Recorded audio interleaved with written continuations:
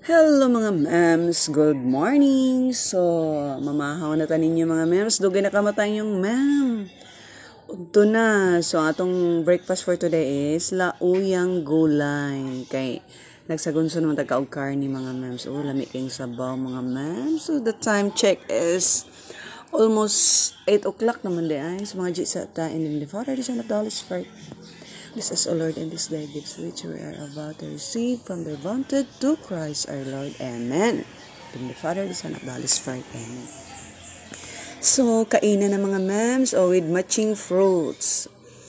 Ang inyong mem, dugay kay nakamata. Sayo nakatulog, dugay kamata na amang may mga bisita gahapon, mga mems, mga kaparintihan o mga kaigsuunan. So, naluyahan iyong mem muna nga dugay kamata nya dugay sa kapamahaw.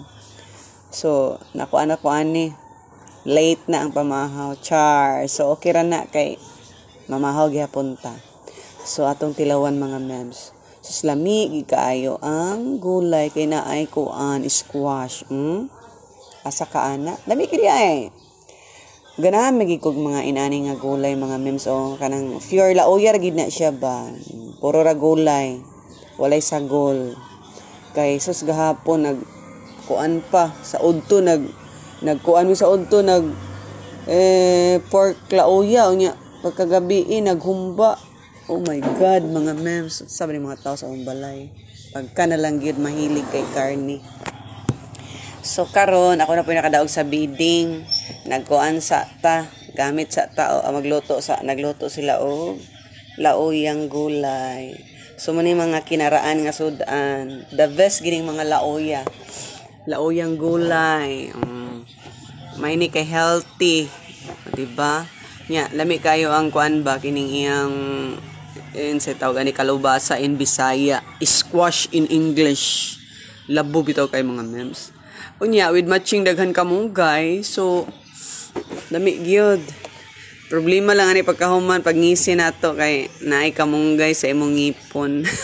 Mamulot ang kamunggay. Muna manot brush kita pagkahuman kay na kusog ra ba kay ning kuan kining kamunggay mo kuan mo kanang kuan ba mo pulot. Ito. Unya karon mga mems kuan man na-enjoy gid po ko gabi kay naman tay mga kabisitahan dani bisita nga mga kaigsuonan. So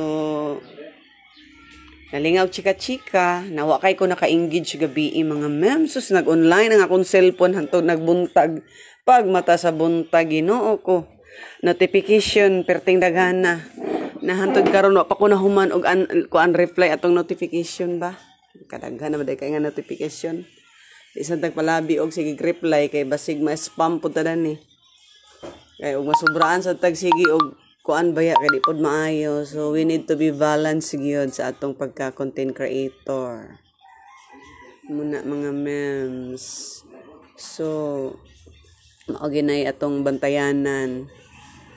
Kumusta naman mo diha? Dool lang ting sweldo ni boss minaot unta nga makasweldo na ta. Oy, natoy gipost ba nakakita ko sa ka content creator dagko lagi siya view mga mems. Pero ang iyang earnings kay 0.0. Pero kuan man good sa ako lang base sa akong nasabtan atong iyang gipost. Kuan man murag wala man gyud saktong kuan engagement ang iyang video nga gina-post, di ba? So kinahanglan gid mag-uban gina. So useless lang gyapon og daghang kag viewers nya walay nag-engage sa imong mga video kuan kaing result way ayo. Kung na may pala mag-post lang kag picture kay mo earn pata. Mo earn patag 0.1 up to 0.4. So muna mga memes manang ganahan gitag post og picture ani. So thank you for watching mga mem. Hanggang sa muli. Kaya mukhaon pa ko